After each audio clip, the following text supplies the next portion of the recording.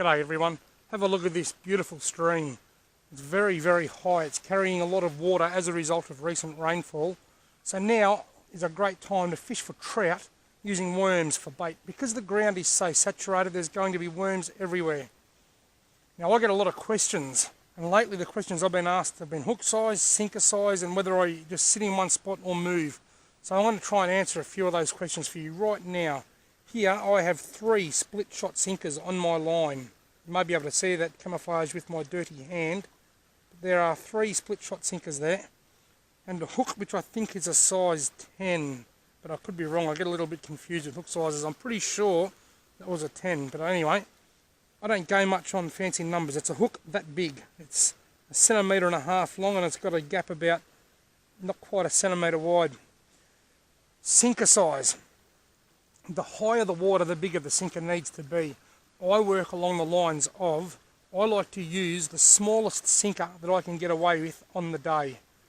If the water was lower and the current wasn't as strong, I'd only use 2 split shot. If the water was even lower again, I'd use no split shot, and if I could, I would fish with a bunch of worms totally unweighted. But the problem is with the water being so high, without a weight, if I just cast the worm out there unweighted, by the time it sinks to the bottom, it's going to be right down there, about 150 metres I reckon. I want it down the bottom in there. In which case I've probably got to cast way up there and give it plenty of time to sink down. So what I want to do is put a weight on that's going to put it down and hold it there against the current. I'm going to go with 3 split shot sinkers here. 2 days ago when the season opened, I was up here, I was using a ball sinker because there was just so much water around. So basically, rule of thumb, use the lightest sinker you can get away with the conditions. And I think these 3 little split shots, I think they're BBs in size. I think that 3 of them will be a bit light, but I would rather be a little bit light on than a bit heavy. I've crimped them on the line about 30 centimetres up from my hook. Nothing fancy, no running sinkers, no special rigs, knots or anything. Just use whatever knot ties the hook onto the line, crimp 3 split shots on about 30 centimetres up, and we're ready to go. With the worms, some people like to thread the worm onto the hook and just use one worm. I just simply poke it through again. Just keep poking it through so that there's plenty of worm on the hook. This worm hasn't actually got a lot of guts. He's not like me. I just dug these worms up there near the car on the property under some cow pats. That's why my hands are so dirty. They're covered in cow shit. Look at that. That's looking good. I like to leave a tail or 2 if I can, just so that it might wiggle in the current and attract the trout's attention a little bit better. So I'm going with 3 split shot, 30 centimetre dropper and a bunch of worms. Now some people ask me whether or not I sit in one spot or do I just walk up drifting through the holes. That is largely dependent on the current. Because there is so much water in here today, I will probably give each hole a significant amount more time than what I usually would. Usually I'd drift the worm into a hole like that for about 30 or 40 seconds, maybe a minute, then I'd move. But I'm probably going to sit here for 10 or 15 minutes before I move on upstream to the next hole. Because the water is so high, I just think the fish will be moving around. They won't all be sitting in one spot. And I'm just going to cast this just there. I don't need to cast it across the creek. All I want to be able to do is see my line, and I can see that. I'm just going to sit here, relax, and watch. I might get a bite straight away. It might take 15 minutes. I mightn't get one at all. But one thing I do know is that when the water is this high, the trout will be feeding on worms, because all of the little gullies running out of these hills are flooded. The worms are coming to the surface and getting washed into the system.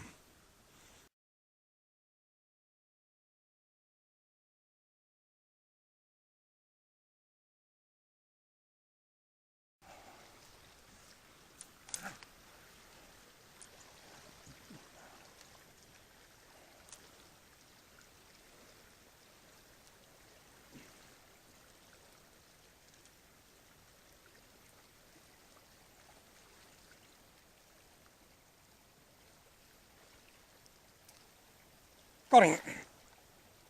He's a nice fish too. Yeah. I just made a small little cast in there. A tiny little cast in there. and just set it near my feet just off the current, and I've reaped the rewards with that magnificent brown trout and a bunch of worms. Have a look at that. He's swallowed that hook a bit deep. I don't want to give him any more stress than he's already got, so I'm going to put that in there. Yeah, off he goes. Here, little ripper. Oh, you know what I can smell? The smell of nice, small stream brown trout. I can smell them in this hole. I am sure I can.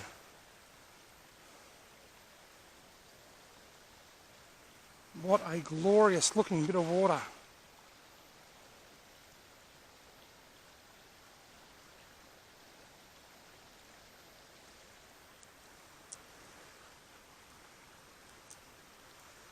Absolutely beautiful bit of water. Gee, it's fascinating watching these streams change year after year. A few years ago this was a big deep hole. The creek years ago, the creek used to go over there. Now it only flows there when it's flooded or really high, like right now. Once this water drops 4 or 5 inches, that'll stop flowing. It cut through there in the 2010 floods.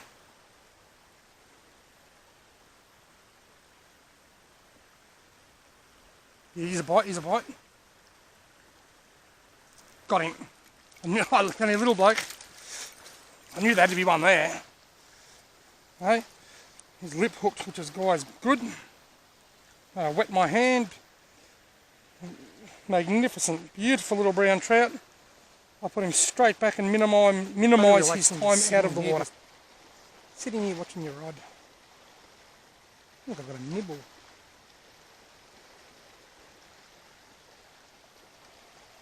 Just pull the line a little bit, move it along the bottom. Just make it look a bit alive. Maybe it was a nibble, because there he is. There you go. Can I catch this fish without even getting off my fat bum?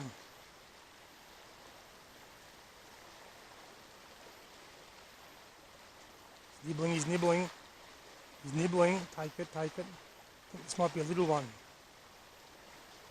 A very little bite. Got him. I was right. Oh dear. Look at that. Wow. There's a little one. He has swallowed the hook. It is great to see small trout like that in the stream. And with all this water around, they will grow very big very quick if they don't get eaten by the larger fish. That trout was probably out of the water for about 10 seconds at the most. Sadly, even a fish that size is capable of swallowing a hook.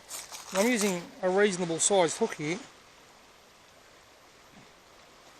When you're bait fishing, the rule of thumb is, and it is a rule of thumb, it's not always true, the smaller hooks generally tend to have the better hookups. You hook more fish with smaller hooks than what you do with larger hooks. In saying that, the larger hooks will hold the fish better. You lose less fish with bigger hooks. So you don't get the hookups as easily with the larger hooks, but when you do get the hookups, they usually stay stuck a lot more than what the smaller hooks do. I try to find something like I have today that's not too big and not too small. It's getting a bit of a nibble again now. Oh shit. The line is caught on this stick. I definitely had a nibble down there then. Even though my line got caught on that fork-shaped stick, when I pulled it up, I would have pulled the bait well away from that fish. That's okay, because if it's actively feeding in that area, he will find it again.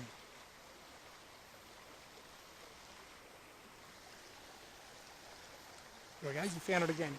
As soon as I started moving it, tap, tap, tap. I went to put the rod back up there on the stick and tap, tap, tap. There he goes.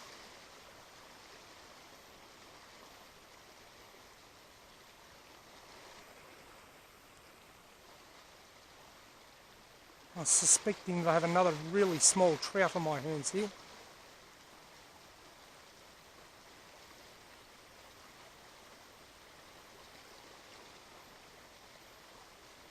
That is a really little bite. And again, he's playing with it, but geez, small. Got him. Goodness me, look. Have a look at the size of that. Wow, that has made my day.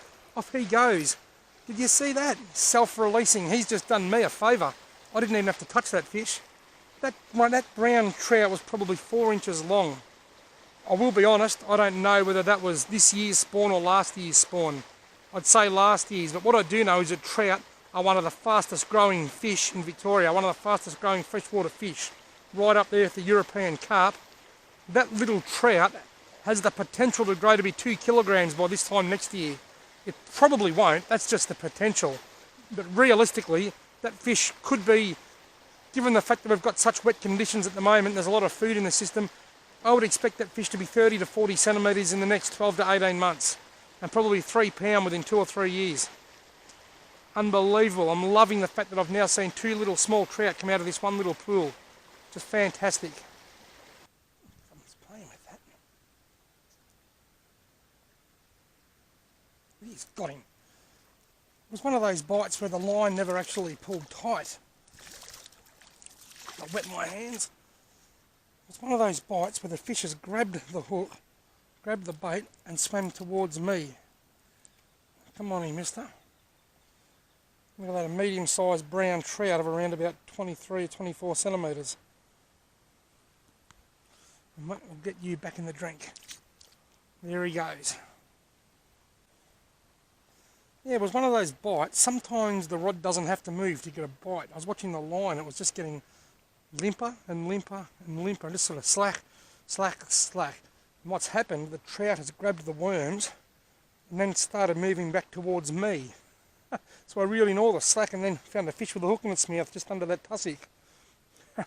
Love it.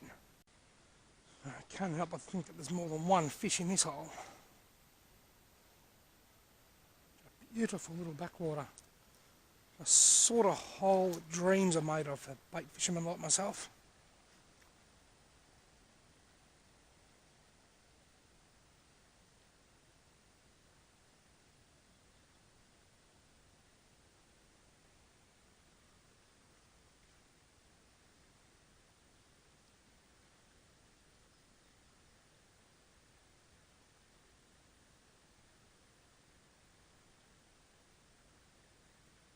There's a nibble, I think. Yep, definite nibble. Definite bite here. He's biting it. Just nibbles, come on, take it. Take it. Got him. I knew there'd be a second fish in this hole. It's a bit bigger than the last one, I think. Putting on a bit more curry. Oh, he's got me under a snag now. Certainly putting on a fair bit more of a performance than the last one, but he's got me wrapped around a bloody snag or something. I think the fish is still there, but I don't really want to. Yeah, I just felt him kick. Fancy being snagged by a bloody dirty old trout, eh?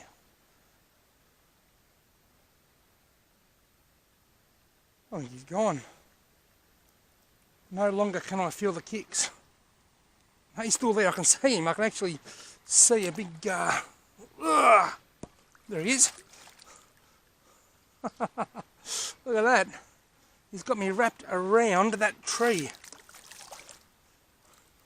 Righto, mister, you come here. You're not doing anyone any favours by doing silly things like that, mate. Lovely brown trout of around 32 to 33 centimetres wrapped around this branch. Look at that, beautiful. See ya, buddy.